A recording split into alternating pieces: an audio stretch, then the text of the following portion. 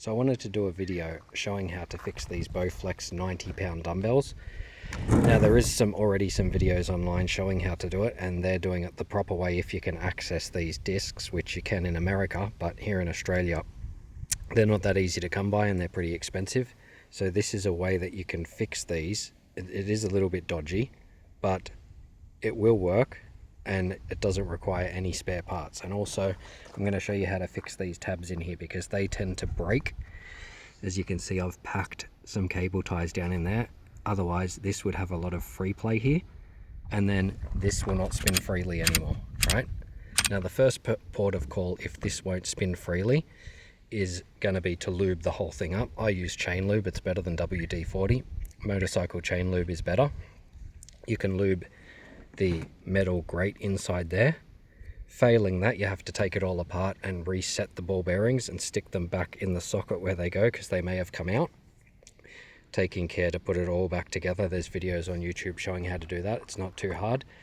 But in my case, I tightened this up with an impact, and even on the low setting it stripped something in there. And so when I put a socket on the other end and a socket on this end and I turn them, this just spins freely. It's sort of rounded off. It's not gonna, you're not gonna be able to get this off anymore, short of drilling into here and getting something that will bite and holding it and hoping it has enough strength while you can get the socket off, which it's probably not going to since I impacted it on.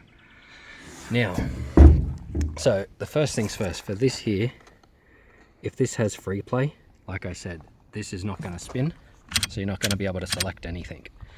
So I packed 3 cable ties down in there, 2 side by side, and then 1 at the front.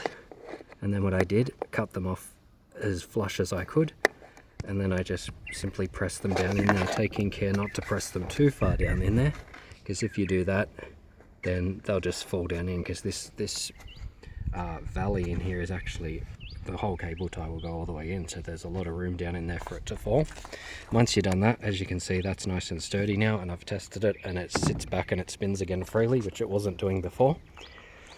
Okay, so now the way that you fix these, you lose the ability to go below 40 pounds after this. So that's a trade-off with it, but short of that, I have taken it apart before and I have plastic welded this disc back together.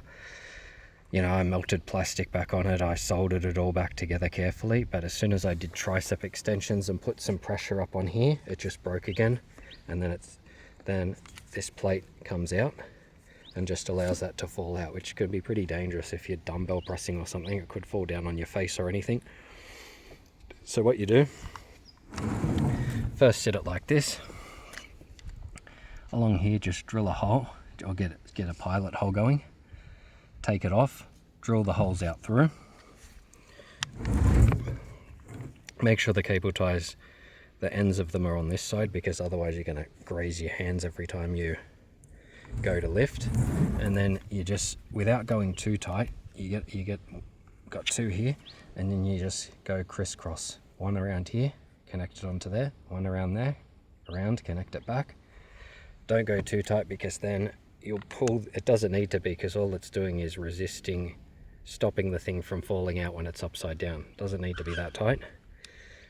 And if you do go too tight, you'll pull this to where it's not sitting flush anymore. It will be sitting like that if you pull it too tight, and it will be putting pressure on that thing, and this won't spin freely anymore again.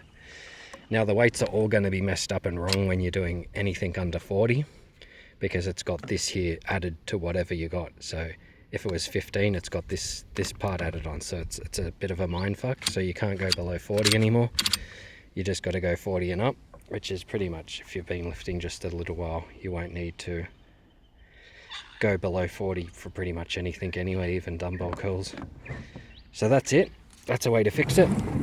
This is pretty much the first port of call in terms of the plate that's going to break if you drop it, because this one touches the ground first. It's going to take the most impact.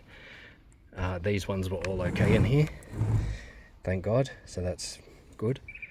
But yeah, it is a bit of a dodgy way to fix it, but if you don't have access to the parts, and or you can't open this anymore, or any number of things, it's just an alternative, but you can't go below 40.